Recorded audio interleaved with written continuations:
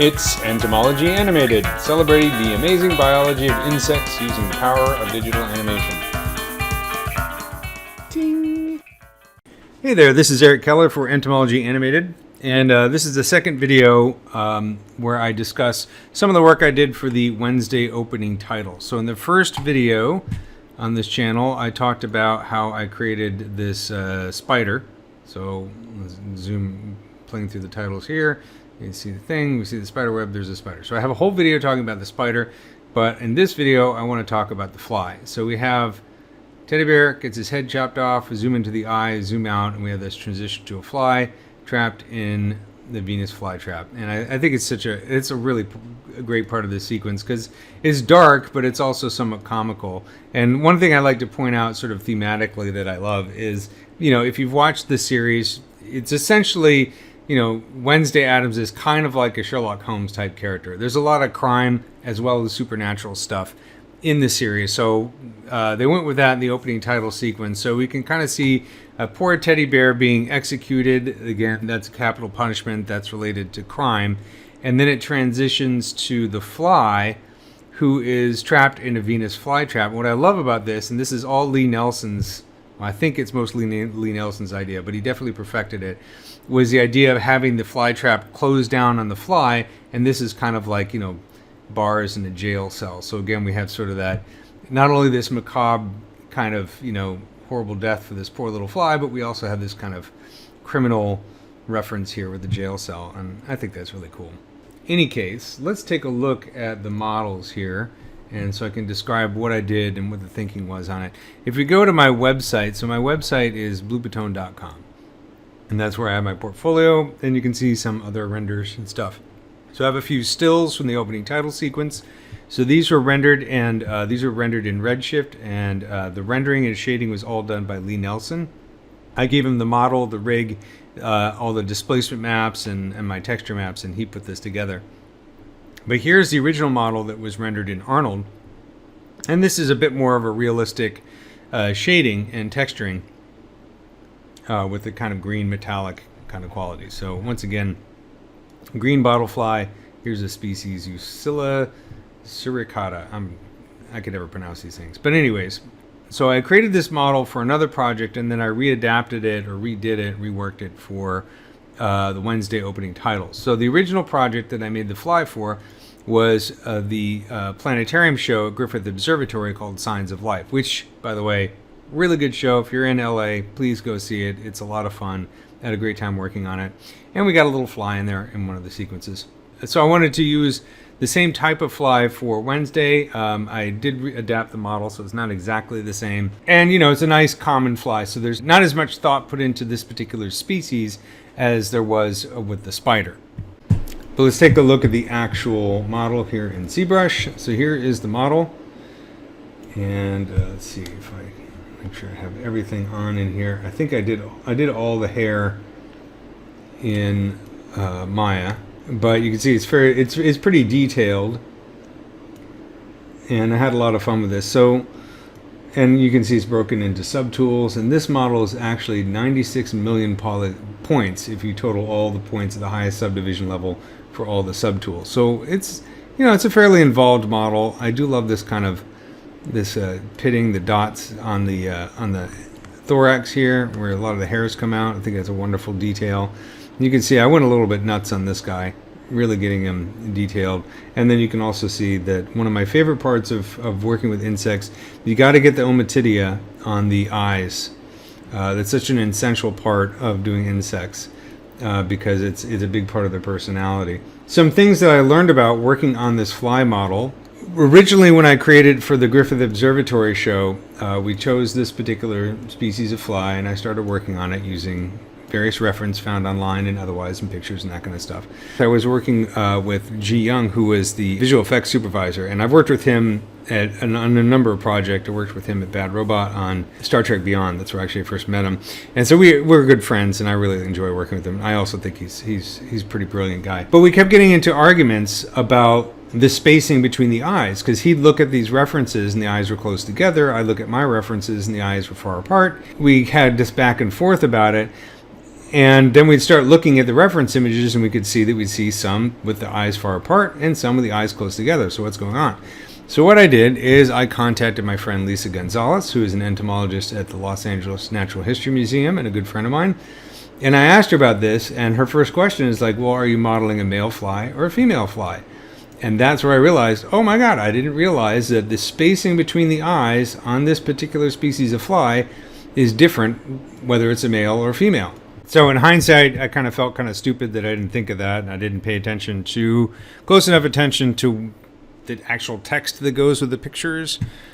So kind of duh. But you can take a look here at some of these images that can show you the difference between the male and female. So if we didn't look, you see how these are close together on this one, and then far apart right here. So male above, female below. So males have their eyes close together, and females have them far apart. So turns out I was modeling a female fly the whole time. But regardless, I think they're both cool. Hey, it's flies, you know. So let's take a look at the model setup in Maya. So the rig for this model is very, very simple.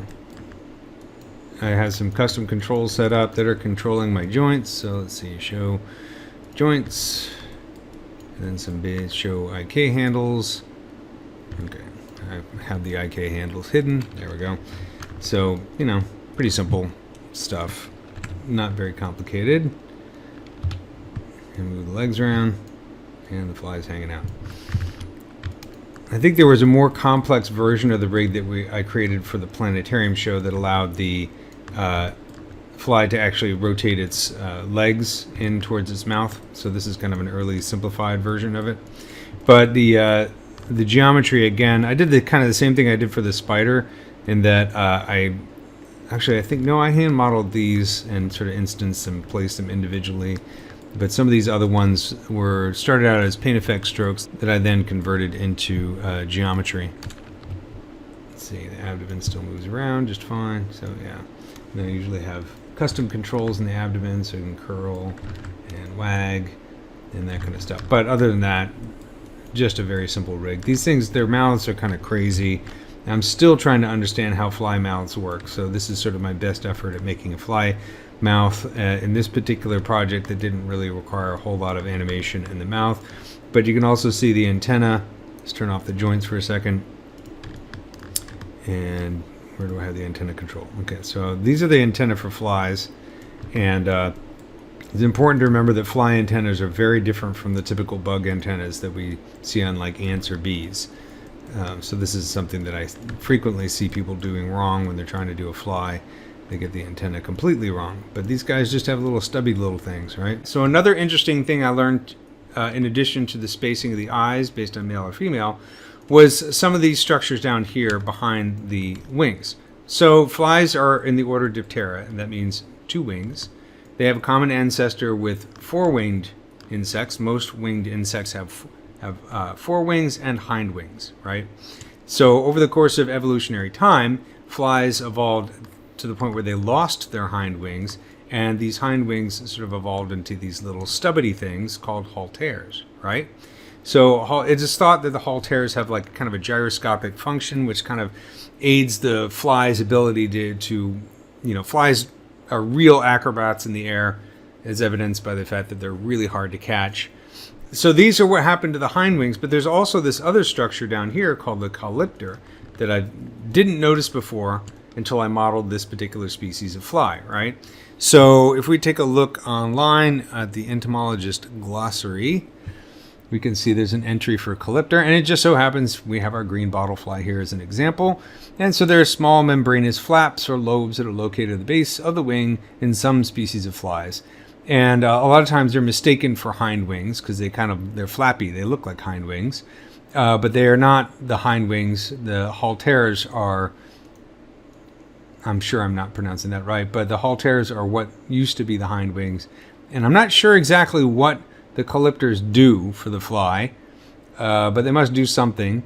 I don't believe this website really explains what they do. If we take a look at the geometry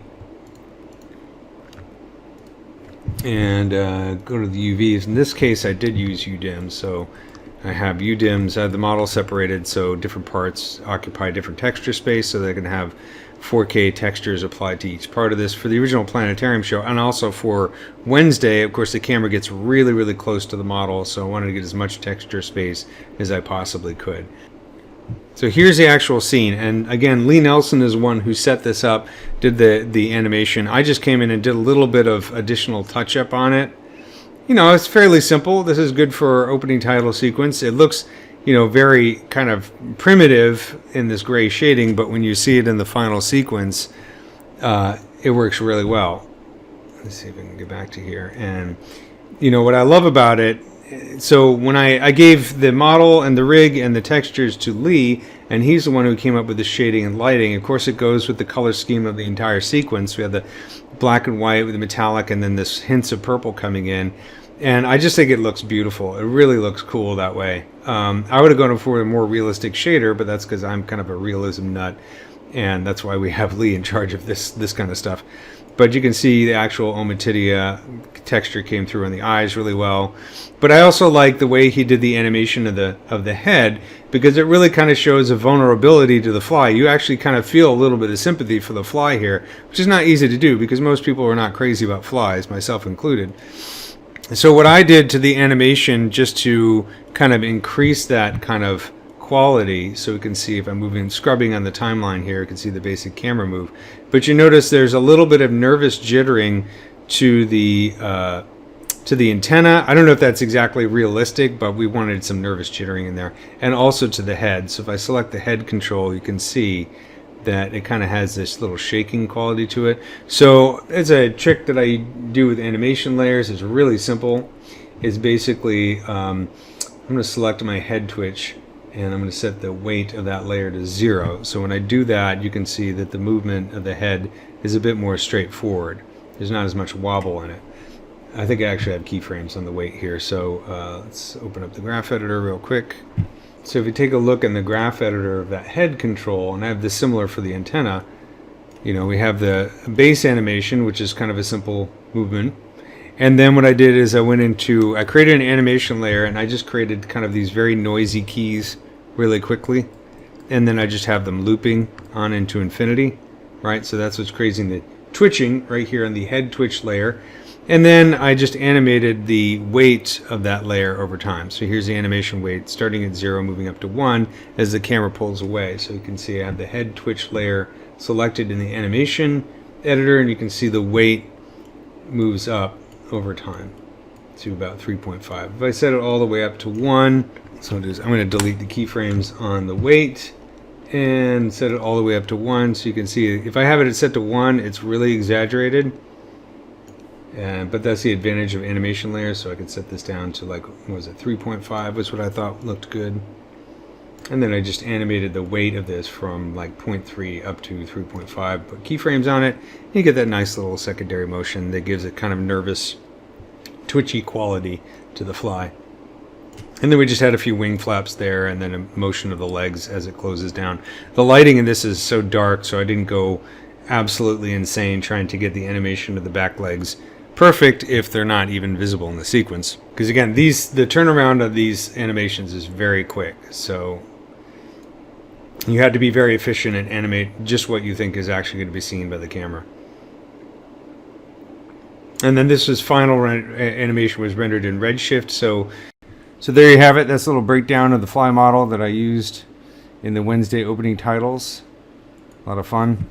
If you want to know more about my process for sculpting insects or modeling insects and texturing insects, check out the Gnomon Workshop. I have a very in-depth series on this orchid mantis. And so you can see it has a whole bunch of chapters, and it starts from scratch and reference and all the way up to texturing. And this is actually rendered in Marmoset tool bags. Really nice rendering inside Marmoset. So you can check that out. I also do have some art tutorials on our YouTube channel, Entomology Animated. You can also access them through the website, Entomology Animated, under art tutorials. I have a fairly long series, 14 videos on sculpting a rainbow scarab beetle, sculpting a tailless whip scorpion, or amblypygid, or amblypygid, or however you want to pronounce it. And a little bit on sculpting an ebony jewel-winged damselfly, which, you know what, I need to do more of that one because that's kind of unfinished. But you can check those out, and of course, you know what to do. Like and subscribe, share it, and until next time, thanks for watching. And I hope you enjoy the show Wednesday. I think it's really cool. See, look here. This is the fly getting rescued if I just play it backwards. So it's a happy ending after all.